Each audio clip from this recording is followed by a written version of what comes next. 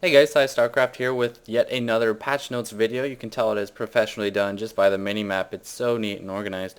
But here we go. This is patch number 14. Let's start off with some Protoss changes. I think there was only one actually, and that is that the Archon meld only takes 12 seconds now instead of 17 seconds. And Blizzard basically said we want people to be able to do this in the middle of battle and get some use out of them, because a lot of times you'll see the people storm and then meld the Archon, but by then you'd either won the battle or lost the battle. So let's just see this in action pretty fast now, so you probably will be able to get that out in time to do some damage to your opponent. And fun little fact that if you guys didn't know, you can actually meld 2 Dark Templar, 2 High Templar, or 1 of each to make an Archon. So kind of cool, lets you spend your money a little bit differently when melding if you want to. Next change is to the Vikings, and the reason for this change, Blizzard says, is because Terran on Terran battles relied very heavily on Vikings, and they want to change that dynamic a little bit by reducing their damage by 2. It used to be 14 damage per shot. It is now 12 damage per shot, so maybe Terrans will stray away from the Vikings a little bit because they were just massing them like crazy before. So 14 to 12 damage on the Viking. Corruptor received a very, very tiny change. You'll notice the corruption ability now costs 75 energy instead of 100 energy. I still think it's very, very Warcraft 3-ish. I haven't actually seen it used except against Colossi, which are the only unit Zerg really get Corruptors for, unless they're going to make Broodlords. But 75 energy now for that. Won't have to wait as long to use it once they pop out. It's kind of a neutral change. Doesn't really make much difference to anyone, in my opinion. Next, the Infestors, of course, they're going to get something happening to them because they always do every single patch. This time it's something very minor, and it's actually a Zerg buff. They now have the burrow speed inherent in their unit. They do not have to research it. It used to cost 100 and take like 50 seconds or so, but they are now just as fast burrowed as they are on the ground, so it's pretty cool. Might see some more stealth tactics by them, but Blizzard basically said Zerg has a lot of upgrades. We want to cut down on those upgrades and make the units more useful without having to get them. Infestors are now faster underground. Overseer, another Zerg caster unit that is still pretty useless. Sure, it has Contaminate. Haven't seen it used too much, but what they did was reduced Infested Terran cost by 25 energy, so it went from 125 to 100. Now with a maxed out Overseer, you can drop 2 Infested Terrans in the supply line and do a bit of damage that way. Sure, this is a fine change. I still don't think the Overseer is a true caster unit. It's kind of a pseudo caster unit slash detector, so are we going to see these used or masked much more? Maybe a little bit. Is it a significant change? Not really. Do I like this change? Sure, why not? It's a buff to the Zerg, of course I'm going to like it. I do like the Infestor change.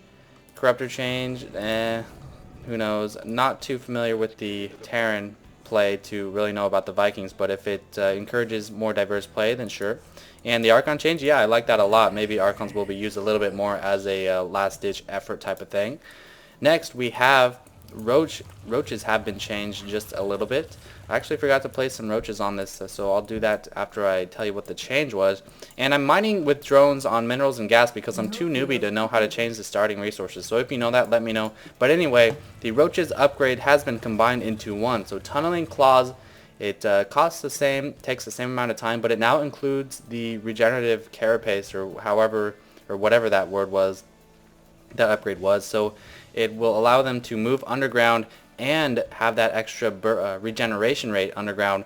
Like this change a lot. Of course, it is another Zerg buff because no one would ever go Hive Tech just for the Roach's regeneration rate. And the only time they would if they were on like 4 or 5 base and they just had nowhere to spend their money. But cool little change right there. It's actually one I expected myself, but Roaches a little more strong, might see them more. Hydra never gets them anymore, and I hadn't really been getting them in one-on-ones either. Mineral field depleted. Now we have an Ultralisk buff. This is pretty awesome. Ultras no longer have to research their speed upgrade. It comes with the unit, and they just have one upgrade, the chitinous plating, plus 2 armor to Ultralisks. Still only plus 2 armor, which in StarCraft 1 was awesome because units did such little damage, but in StarCraft 2 with units like Immortals and Thors and crazy damage like that and tanks, well, there are tanks in 1 too, but With those big damage units, it's not as significant, but still, they're trying to make the Ultras better, and I give them credit for that at least. Will the Ultras see more play? Well, let's discuss their other upgrades. They now have 500 life as well, so they are very fast initially without the upgrade. You can see they are the same speed as they were before after the speed upgrade, so no actual net gain in the speed, but they do have a little bit more life, 50 more life. And if you'll notice, against a Marauder with Stim, they are still missing their attacks, which to me is a bug. That's just silly. I don't see why that happens. It's not really a StarCraft mechanic, it's more of a Warcraft mechanic for units to actually miss their attacks like this. It's not like there's any high ground or anything like that, but maybe we'll see Ultras a little more since you don't have to research the speed, and because they do have that extra life, but who knows, we'll see, I don't know. And I think that might be it. How fast are they compared to Zerglings? They are, looks to be the same speed as Zerglings now, once they have their speed. Well, now that they have had their speed upgraded. But Zerglings with the speed upgrade will, of course, be much, much faster. But let me go pull up that Roach for you and just show you the regeneration rate. 1 second here. Okay, I've stuck some Roaches on the map. Let's test their regen rate before the Carapace upgrade, or the armor upgrade. You can see it's at this rate right here. I'll just like kind of keep attacking it until the upgrade gets done, just so you have a reference point here. And the upgrade is almost done. Notice how much it increases. There we go.